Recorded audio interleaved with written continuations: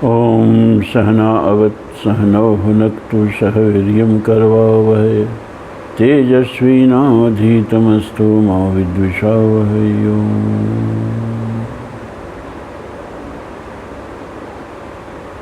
सत्संग प्रेमी सज्जनों, श्वेताश्वतर उपनिषद का टर्न है ना, और चल रहा है चौथे अध्याय का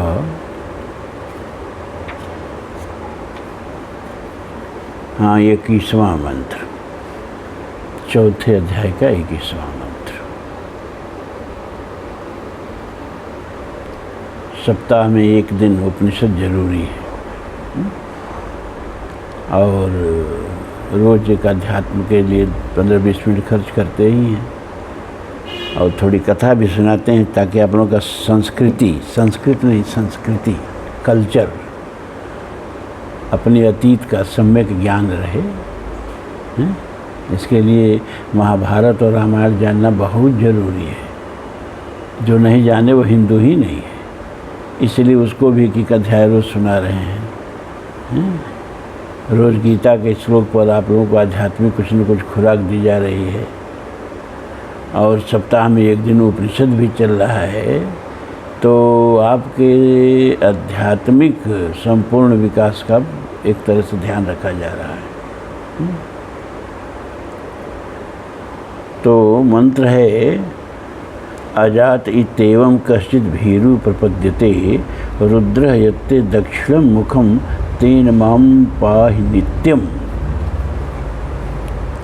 श्वेताश्वतर उपनिषद के चौथे अध्याय का 21वां मंत्र। अजात इत एवं कश्चित् भीरु प्रपद्यते रुद्र यत् ते दक्षिणं मुखम तेन मां पाहि नित्यम। कश्चित् भीरु, कोई मरण के भय से, अनिष्ट के भय से अजन्मा भगवान रुद्र आपकी शरण को ग्रहण करता है। हे भगवान रुद्र, रुद्र कहते हैं जो सबको रुलाता है, इसीलिए प्राणों को भी रुद्र कहते हैं, क्योंकि प्राण जब निकलता है ना तो सबको रुलाता है।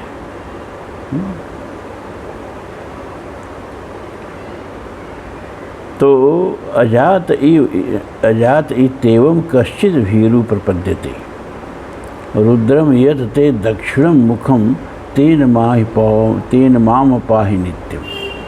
हे भगवान रुद्र, सबके माध्यम से ऋषि अपने लिए भी प्रार्थना कर लेता है कि हे अजात माने अजन्मा भगवान रुद्र, कश्चित माने कोई, भीरु माने भय से ग्रस्त। किस भय से ग्रस्त?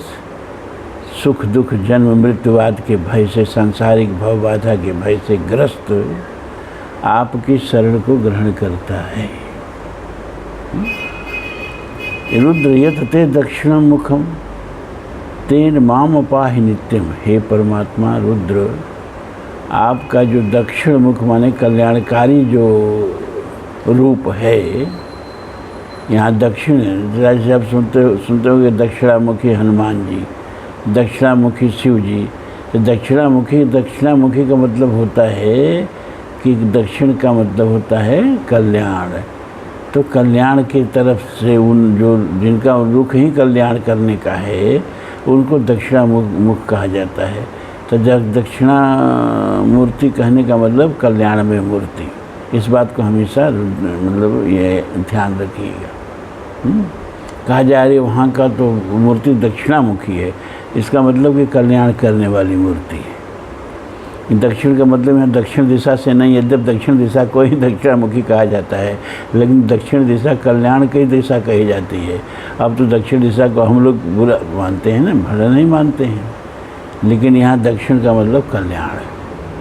तो रुद्र यत्ते दक्षिणं मुखम तेन माम पाहि नित्यम। हे रुद्र, आपका जो कल्याणमय मुख माने रूप है उसके द्वारा सदा आप माँ माने मेरी जन्म मृत्यु से पाहि माने रक्षा करें। किससे रक्षा करें? जन्म मृत्यु से। अब थोड़ा सा इसका आगे चल के अर्थ और खुलेगा। अगला मंत्र है मानस्तोके तनय मान आयुषी मानो घोष मानो अश्वेषु रीरिषः वीरान मानो रुद्रे भामितो हविष्मन्तः सदमित्वा हवामहे। ये जो आप लोग रुद्राभिषेक कराते हैं ना, उसमें भी यह मंत्र आता है। यह यजुर्वेद के में भी यह मंत्र आया है और ऋग्वेद के 10वें मंडल का भी 114वां सूक्त का 8वां मंत्र है और यजुर्वेद के 16वें अध्याय का 16वां मंत्र है। रुद्राभिषेक में इस मंत्र को पढ़ा जाता है। माँ न तोके तनये, हम पद विच्छेद तब कर रहे हैं अर्थ स्पष्ट करने के लिए।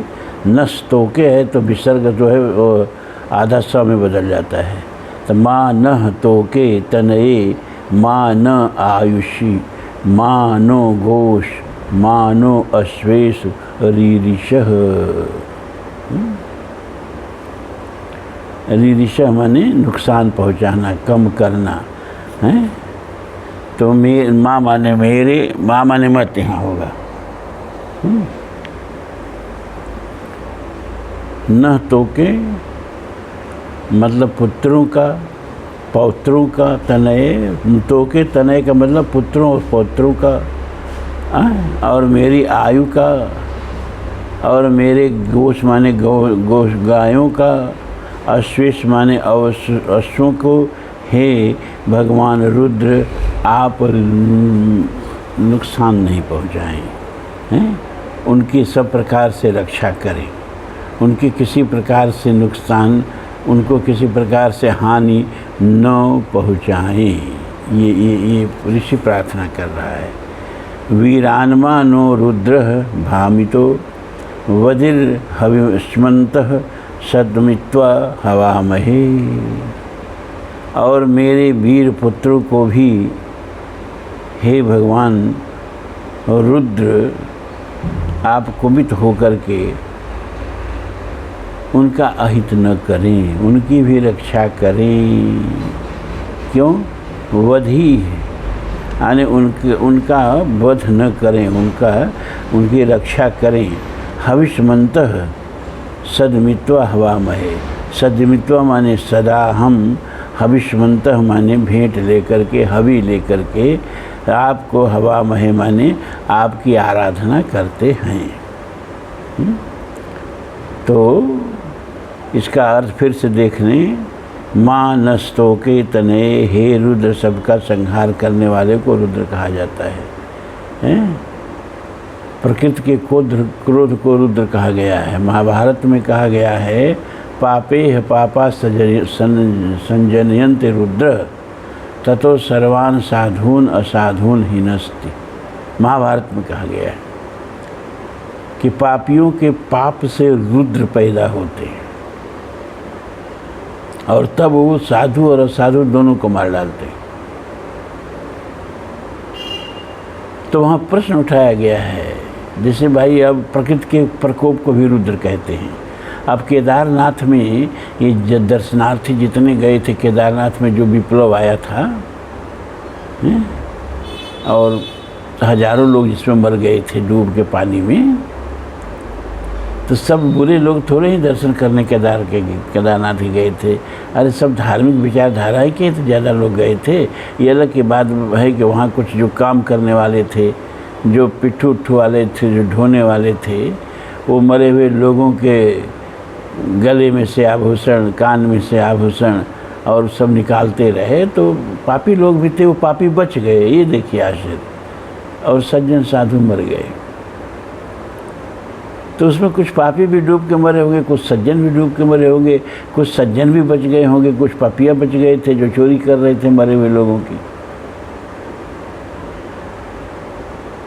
तो महाभारत में कहा कि पापियों के पाप से रुद्र पैदा होते हैं, लेकिन जब वो क्रोध करते हैं तो भूकंप के रूप में प्रकट होते हैं, ज्वालामुखी के रूप में प्रकट होते हैं, सुनामी के रूप में प्रकट होते हैं, बाढ़ के रूप में प्रकट होते हैं। और आए दिन सुन रहे हो अतिवृष्टि, बादल फट रहा है, कितने गांव के गांव बह जा रहे हैं, भूस्खलन के रूप में प्रकट होते हैं। प्रकृति के क्रोध को रुद्र कहा जाता है। और प्रकृति कैसे कैसे, मतलब ऐसा नहीं है, प्रकृति तटस्थ नहीं है, एक बात आप जान लें। वह पुरस्कार भी देती है, वह दंड भी देती है। आज से करीब 6 करोड़ वर्ष पहले 25 करोड़ वर्ष तक, आज से 6 करोड़ वर्ष पहले से लेके 25 करोड़ वर्ष तक के बीच में इस धरती पर डायनासोरों का राज था। उसको जुरासिक पीरियड कहते हैं। वो बड़ी बड़ी डायनासोर जो रेप्टाइल्स होते हैं, सरीसृप कूट के होते हैं, मैमल्स नहीं थे, वो अंडा देते थे। और इतनी विशाल विशाल काय होते थे कि एक एक डायनासोर के पेट में 20-20 हाथी हट जाएं, इतना विशाल विशाल। तब वृक्ष भी विशाल विशाल होते थे, इतने छोटे छोटे वृक्ष नहीं होते थे। आज भी कुछ जंगलों में जो हैं 20-20, 25-25 तल्ला ऊंचे भवनों के बराबर वृक्ष पाए जाते हैं। 3-3, 4-4 हजार वर्ष के पुराने वृक्ष आज भी जंगलों में, अमेजन जैसे जंगलों में बचे पड़े हैं।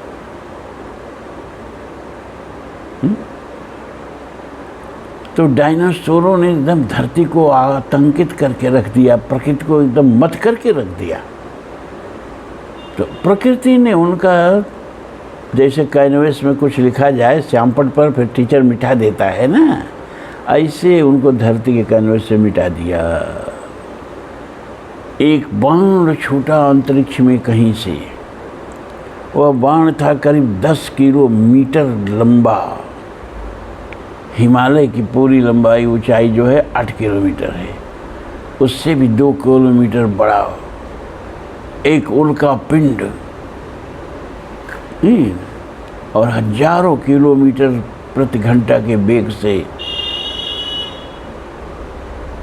60-65 हजार किलोमीटर प्रति घंटा के वेग से आया और मैक्सिको की खाड़ी में टकरा गया। और उससे इतना हजारों हजार नहीं बल्कि लाखों परमाणु बम की बराबर ऊर्जा पैदा हुई, विस्फोट पैदा हुआ।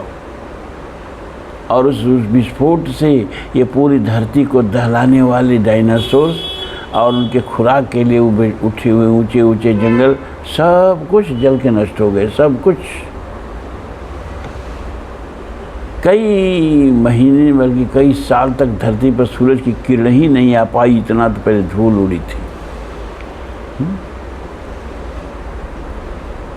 कुछ जीव जो छोटे छोटे थे और ज़मीन के अंदर, जैसे चूहे वगैरह, ये बच गए। ये चूहा जो है ना, ये हमारी ही कोटि का जीव है। ये चूहा अंडा नहीं देता है, चूहा बच्चा देता है। इसको मैमल्स कहते हैं, स्तनपोषी कहते हैं, अपने बच्चे को दूध पिलाता है।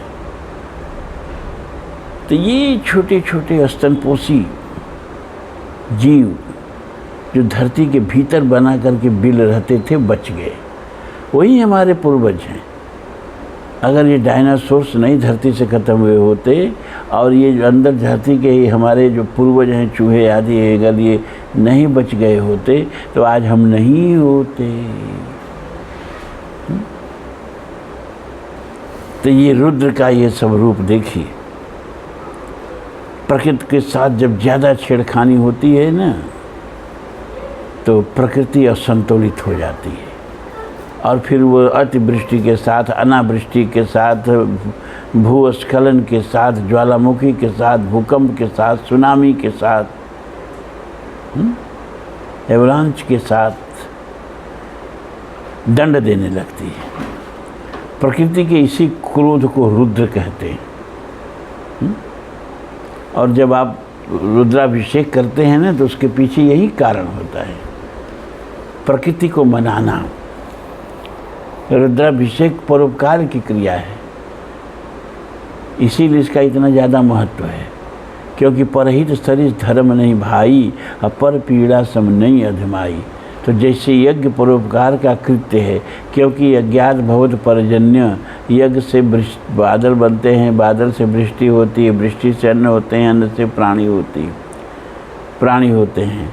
और जब बादल बनते हैं तो उनके भी खेतों में बरसते हैं जो यज्ञ में विश्वास ही नहीं करते हैं, जो ईश्वर में विश्वास ही नहीं करते हैं। लेकिन जब वो वृष्टि होती है तो उनके भी खेतों में होती है। लेकिन जब प्रकृति क्रुद्ध होती है तो जो पूजा पाठ करते हैं, जो धार्मिक होते हैं, उनको भी मार डालती है। क्योंकि सुनामी आएगी तो भाई अब किसको बचाएगी, किसको डुबाएगी। उसमें पापी भी मरेंगे, पुण्यात्मा भी मरेंगे। केदार में पापी भी मरे, पुण्यात्मा भी मरे। केदार में जो दुर्घटना हुई थी, तो महाभारत में एक प्रश्न उठाया गया कि तब अंतर क्या रह गया, तब हम धार्मिक कार्य क्यों करें जब रुद्र को इतना भी ध्यान नहीं है कि ये धर्मात्मा है, इस पर क्रोध न करें, ये पापात्मा है, इसका विनाश करें। वो सबका सामूहिक विनाश कर डालते हैं। तो फिर पापी और पुण्यात्मा में अंतर क्या रह गया? तो कहा वो अंतर जो है मृत्यु के बाद होता है। पापियों को उनके करने का दंड मिलता है और पुण्यात्माओं को उनके करने का पुरस्कार मिलता है। लेकिन यहाँ सबको साथ बनना पड़ता है, क्योंकि जो पाप करते हैं ना, उसमें पुण्यात्माओं का भी, धार्मिक कार्य करने वालों का भी हिस्सा होता है। पाप करना ही पाप नहीं है, पाप होते देखना, उसको बर्दाश्त करना, उसका विरोध न करना, ये भी पाप में भागीदारी है। तो जब पापी बेतहाशा पाप करने लगते हैं और पुण्यात्मा घर में चूड़ियाँ पहन के बैठ जाते हैं, कायर बन के बैठ जाते हैं, तो कायरता जो है ना, वो पापियों के पाप से भी बड़ा पाप है।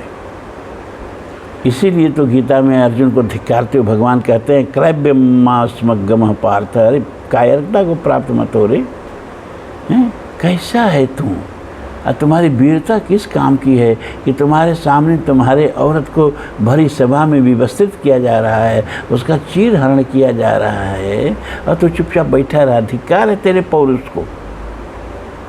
कौन सा दुनिया में ऐसा धर्म है जो किसी भी व्यक्ति को इस स्तर पर बाध्य कर दे कि उसके पत्नी के साथ दुराचार हो रहा हो, व्यभिचार हो रहा हो, और वो चुपचाप बैठ के देखे क्योंकि धर्म ने उसके हाथ बांध रखे हैं। ऐसा गर्हित गलिष्ठ धर्म भी है क्या दुनिया में?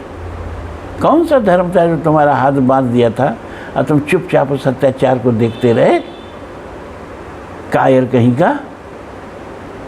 क्रैव्यमास्मगम पार्थ नैतत्वोपद्यते क्षुद्रम हृदय दौर्बल्यम त्यक्तोत्तिष्ठ परन्तप। उठ जाग वीर मूर्ता, छोड़ धर धनुष बाण अपना कठोर। तू नहीं होश में आएगा, बस अभी समर चुक जाएगा। अन्याय होते देखना यह महादुष्कर्म है। अन्यायार्थ निजबंध को भी दंड देना धर्म है। तो हम कायर हैं, इसलिए रुद्र हमको भी मार डालते हैं। बाहर कोई सहायता के लिए पुकार रहा है, कोई अबला पुकार रही है, कोई पीड़ित पुकार रहा है, हम दरवाज़ा बंद करके अपने को सुरक्षित समझ लेते हैं। ये कायरता बहुत बड़ा पाप है, और कायरों को जीने का कोई हक नहीं देती प्रकृति। सर्वाइवल ऑफ द फिटेस्ट प्रकृति का नियम है। यह नीण मनोहर कृत्यों का यह विश्व एक रंग स्थल है, परंपरा लग रही यहाँ ठहरा जिसमें जितना बल है। वो तो हम देखिए, आप लोगों के खून में थोड़ा सा गर्मी करने वाले प्रवचन बोलते ही नहीं हैं। हम क्यों जानते हैं आप सारे लोग वानप्रस्थी बैठे हो, युवा आते ही नहीं हैं। ये प्रवचन जो युवाओं के बीच में होना चाहिए, आप लोगों के बीच में तो करेंगे नहीं। तो आप लोगों के लिए जो उपयुक्त होता है वहीं बोलते हैं, लेकिन यहाँ बोलना पड़ गया। जब हम बलिया में जेल में बंद थे 15-20 दिन, राम भक्ति आंदोलन में जुलूस निकाले थे, और हमारे साथ 1700 लोग बलिया जेल में बंद कर दिए गए थे। सबसे पहले मैं ही बंद हुआ था, सबसे आगे मैं ही चल रहा था। तो वहाँ रोज़ मेरा प्रवचन होता था राम भक्तों के बीच में। तो वहाँ मैंने एक कविता लिखी, उसको लोगों को रोज़ सुनाता था कि हमें हर पल एक राम चाहिए, हमें हर पल एक राम चाहिए।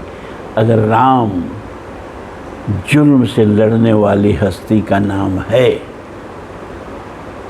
हमें हर पल एक कृष्ण चाहिए। यदि कृष्ण धर्म संस्थापना की शक्ति का नाम है, एक सीता समूची नारी जाति का सतीत्व नहीं है, महज द्रौपदी ही सब नारियों का व्यक्तित्व नहीं है।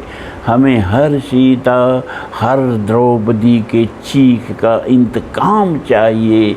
हमें अयोध्या में ही क्यों, इस देश के हर घर में एक राम चाहिए। छोड़िए उस सब। तो रुद्राभिषेक जो है बड़ा परोपकारिक पूजा है। मंदिर में जाके हम जो पूजा करते हैं उसमें कोई परोपकार नहीं है, अपने कल्याण के लिए मांगते हैं। लेकिन जब हम रुद्राभिषेक करते हैं तो मांगते क्या हैं? नमस्ते रुद्र मन्नवो तोत इखोई नमः बाहुभ्याम उदते नमः। हे रुद्र, ये हम अब इसमें से नहीं सुना रहे हैं श्वेता सूत्र से, ये शुक्ल यजुर्वेद से सुना रहे हैं, जो जिसके मंत्रों से रुद्राभिषेक किया जाता है। नमस्ते रुद्र मन्वे तो तुखवे नमः। हे रुद्र, आपका नमन है, आपके इखवे मन्नवे माने क्रोध होता है। हे रुद्र, आपके क्रोध को नमन है, प्रणाम है, नमस्कार है। और आपके इस उठे हुए बाण को भी जो मारने के लिए पापियों को तान के रखे धनुष पर, उसको भी प्रणाम है। और आपकी उन भुजाओं को भी प्रणाम है जो पापियों को दंड देने के लिए बाण धारण किए हुए हैं। लेकिन रुद्राभिषेक में ये नहीं कहते हैं कि उस बाण को पापियों की तरफ छोड़ दीजिए, ये कहते हैं कि उस बाण को शांत कीजिए। क्यों? क्योंकि जब आपका बाण छूटता है तो पापी पुण्यात्मा दोनों को आप मार डालते हैं। तो अगला मंत्र है कि या ते रुद्र शिवा तनुर्घोरा पापकाशनी तया नस्तनुवा संतमया गिरिशंता विचाकसी। या माने जो, ते माने तुम्हारे, हे रुद्र जो आपकी शिवा कल्याणमयी अघोर, घोर नहीं मृदुल मूर्ति है, अपापकाशनी जो लोगों के हृदय में, पुण्यात्माओं के हृदय में प्रकाशित होती है। तया नस्तनुवा, उस अघोर मूर्ति से, कल्याणमयी मूर्ति से आप गिर पर रह करके कल्याण करने वाले भगवान शिव हमें बिलोकिए, हमें कृपा दृष्टि से अवलोकिए, क्रोध की दृष्टि से मत अवलोकिए, अपना तीसरा नेत्र मत खोल दीजिए। या ते रुद्र शिवा तनुर्घोरा पापकाशनी तया नस्तनुआ। उस तनुआ माने कहते हैं मूर्ति से, आभिचाक्षी कहते हैं हमें देखिए, अघोर मूर्ति से हमें देखिए। ये दूसरा मंत्र हो गया। तीसरा मंत्र है यामिषुं गिरिशंत हस्ते बिभर्षस्तवे शिवाम गिरित्रताम कुरु माहिंसीं पुरुषं जगत।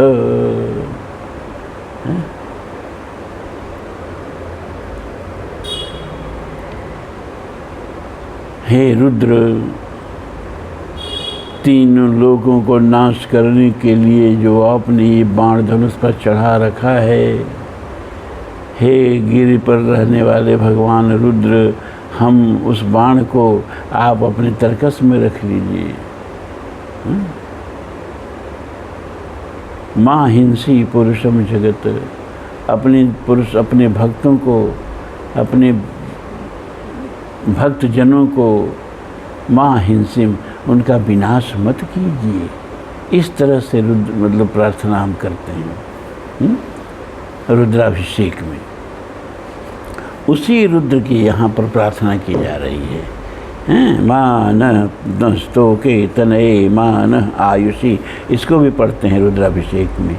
मानो गोषु मानो अश्वेषु रीरिषः वीरान् मानो रुद्रभामितो वधिर्हविष्मन्तः सदमित्वा हवामहे। हमारे पुत्रों को, हमारे पौत्रों को, हमारे आयु को, हमारे गऊँ को, हमारे अश्वों का और हमारे वीर पुत्रों को हे प्रभु आप उनको उनकी हानि मत पहुँचाइए, उनका वध मत कीजिए। हम हविष्य लेकर के पूजा की थाल सजा करके आपको सदा हवा महिमाने आपकी आराधना करते रहते हैं। तो इस तरह से ये चौथा अध्याय समाप्त हुआ। अब पांचवा अध्याय का एक आध मंत्र हो जाएगा कि नहीं हो जाएगा? हो जाएगा। तो पांचवा अध्याय का एक मंत्र लेते हैं। द्वि अक्षरे ब्रह्म परे त्वनन्ते विद्या विद्ये निहिते यत्र गूढ़े क्षरम त्वविद्या ह्यमृतं त्वविद्या अविद्या विद्ये ईशते यस्तु सो अन्यः। द्वे अक्षरे ब्रह्म परे तो अनंते।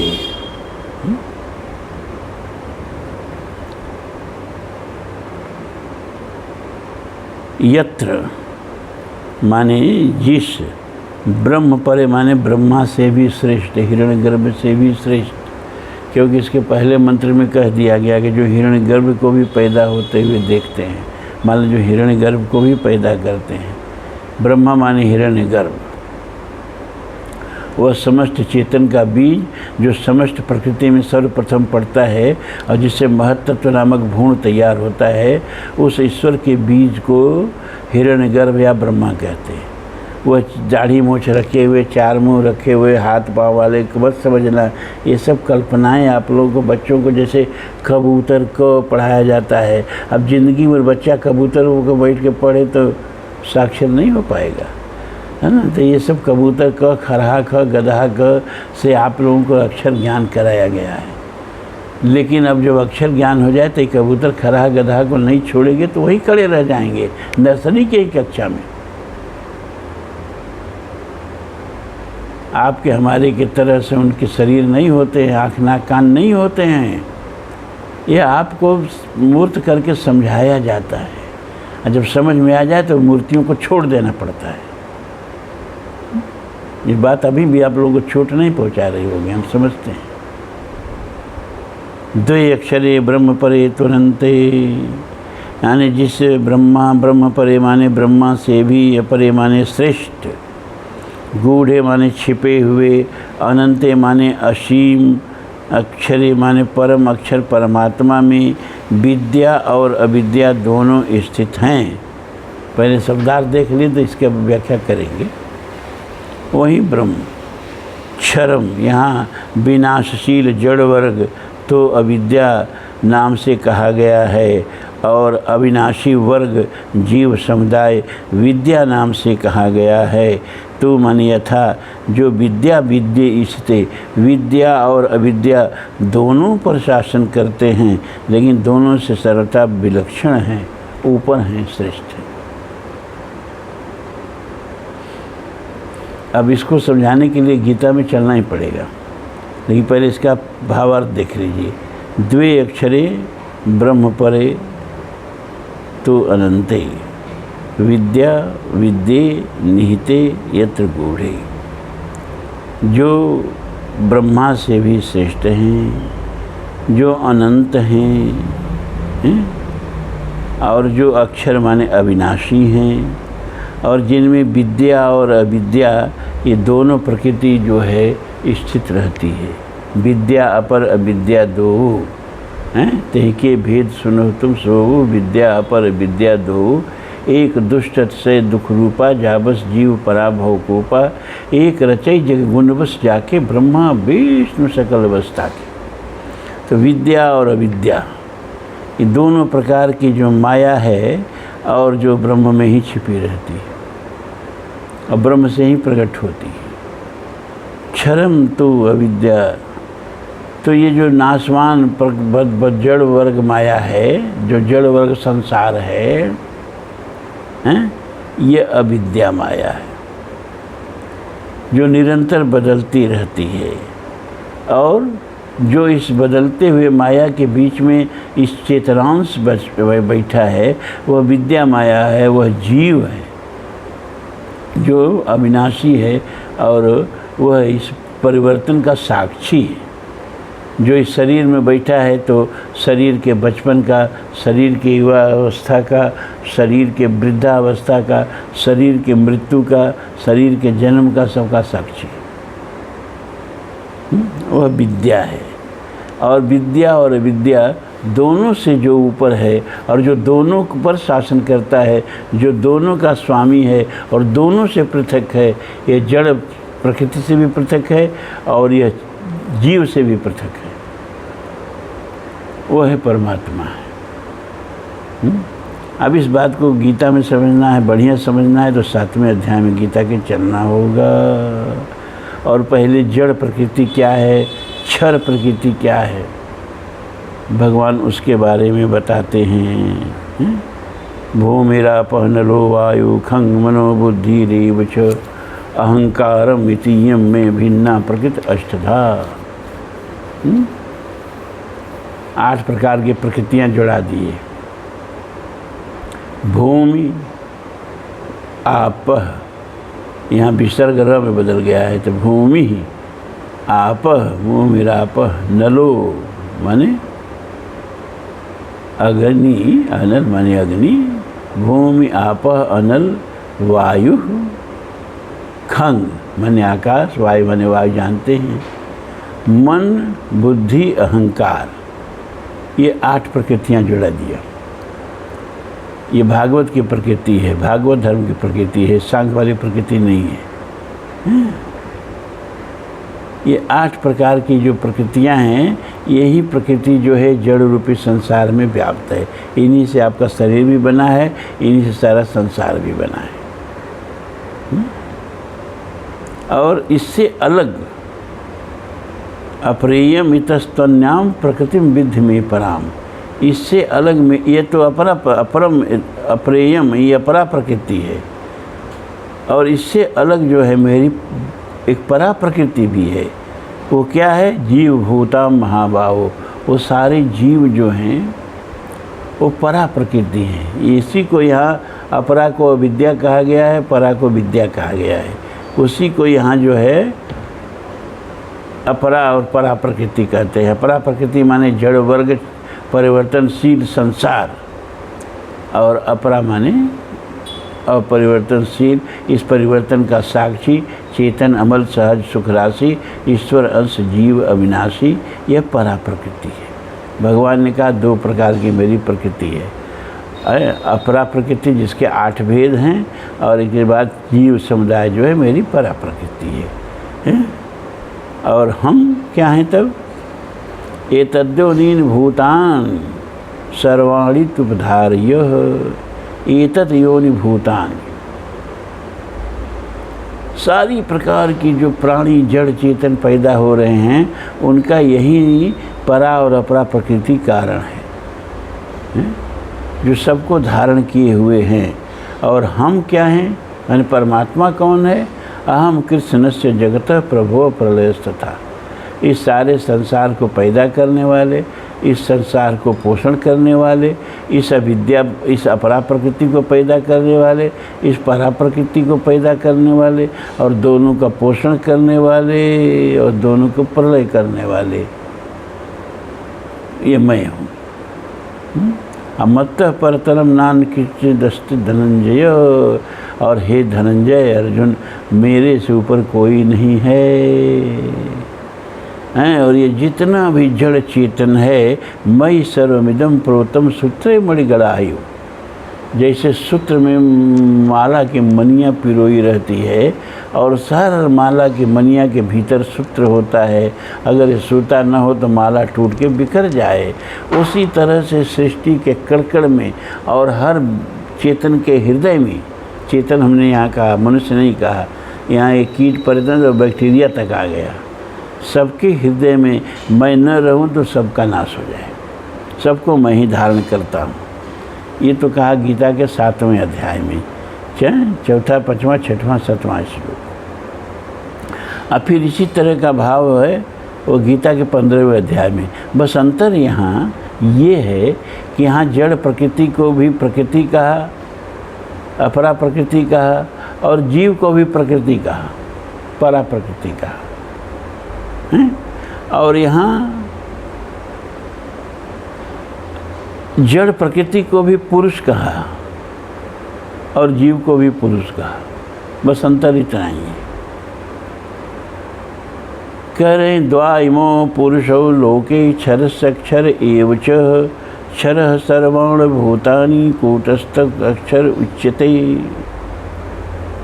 द्वा इमो पुरुषो लोके, तो द्वा इमा पुरुष लोके, इस लोक में 2 प्रकार के पुरुष हैं। जो वहाँ 2 प्रकार के प्रकृति कहा, यहाँ 2 प्रकार के पुरुष कहा कि 2 प्रकार के पुरुष हैं। क्या?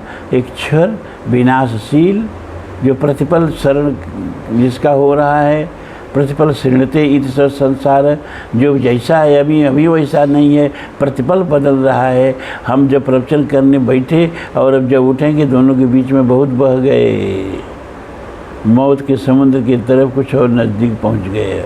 और आप सब लोग भी वही बहते हैं, बह रहे हैं, स्थिर नहीं हैं, बहुत बदल गए। तो 2 प्रकार के पुरुष, एक क्षर एक अक्षर।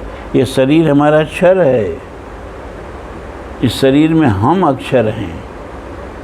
इसको बहुत बार हमने समझाने की कोशिश की कि गीता का अर्थ तब तक समझ में ही नहीं आएगा जब तक आपको ये पता न चल जाए कि हम शरीर नहीं हैं, हम शरीरी हैं, हम घर नहीं हैं, हम घर के मालिक हैं, हम गृह नहीं हैं, हम गृही हैं, हम देह नहीं हैं, हम इस देह में रहने वाले चेतन अमल सुख राजसी ईश्वर अंश जीव अविनाशी हैं।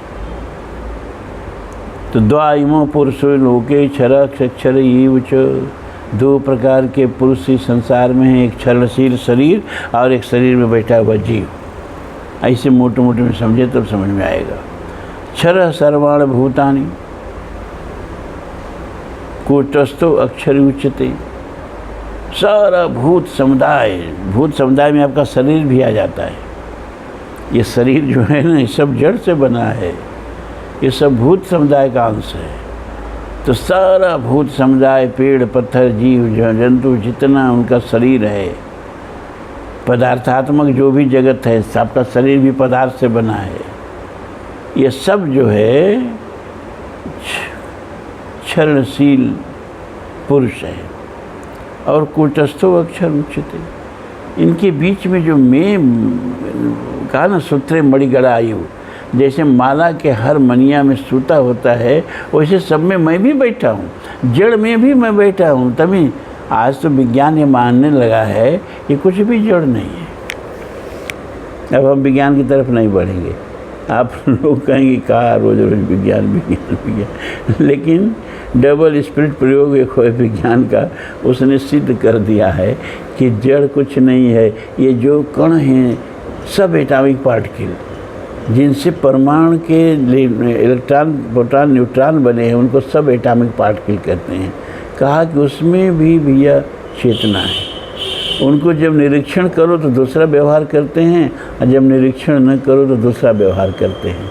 जैसे लगता है कि वो भी चेतन है ना। कभी इसको बताएंगे। ये सब विज्ञान जो जितना जानेगा उतना ही ढंग से अध्यात्म समझ पाएगा। अब साइंस कम से कम ये मानने लगा है कि कुछ भी अचेतन नहीं है।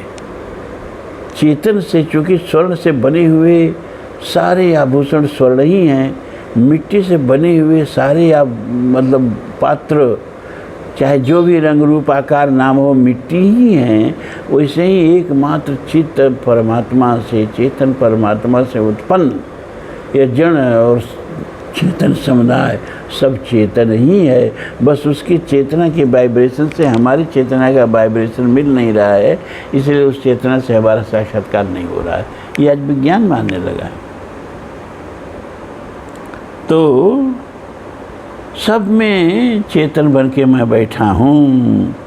उत्तम पुरुषस्तन्य, अब भगवान कहते हैं इन दोनों से उत्तम एक तीसरा पुरुष है जिसको परमात्मा कहते हैं, जो तीनों लोगों को आविष्य करके और तीनों लोगों का भरण पोषण करता है, तीनों लोगों को पैदा करता है, तीनों लोगों को धारण करता है, उसको ईश्वर कहते हैं। इसलिए कहते हैं भगवान, यस्माक्षरो अतीतो हम अक्षरादपि चोत्तम अतो अस्मि लोके वेदे च परस्ता पुरुषोत्तम। इसलिए हे अर्जुन, मैं क्षर और अक्षर दोनों से अलग, दोनों से श्रेष्ठ हूँ और लोक और वेद में मुझे पुरुषोत्तम के नाम से जाना जाता है। यहाँ भी यही कहा गया, विद्या अविद्या ईशते यस्तु सो अन्य, जो विद्या और अविद्या दोनों पर शासन करता है, लेकिन तू माने परंतु दोनों से अलग है। तो ये इस तरह से उपनिषद चलेगा। थोड़ा थोड़ा आध्यात्मिक खुराक देना जरूरी है। ओम पूर्णमदः पूर्णमिदं पूर्णात् पूर्णमुदच्यते पूर्णस्य पूर्णमादाय पूर्णमेवावशिष्यते। सर्वे भवन्तु सुखिनः, सर्वे सन्तु निरामयाः, सर्वे भद्राणि पश्यन्तु मा कश्चित् दुःखभाग् भवेत्। असतो मा सद्गमय, तमसो मा ज्योतिर्गमय, मृत्योर्मा अमृतं गमय। ओम शांति शांति शांति। धर्म की जय हो, अधर्म का नाश हो, प्राणियों में सद्भावना हो, विश्व का कल्याण हो। हर हर महादेव। देखिए, थोड़ा सा ये ब्रह्म विद्या है न, कहत कठिन समझत कठिन, तो आप उसके लिए निराश मत होइएगा कि समझ में नहीं आया। धीरे धीरे समझ में आएगा। जब बहुकाल करिए सत्संगा, एक दिन बहुत अच्छी तरह से समझ में आने लगेगा।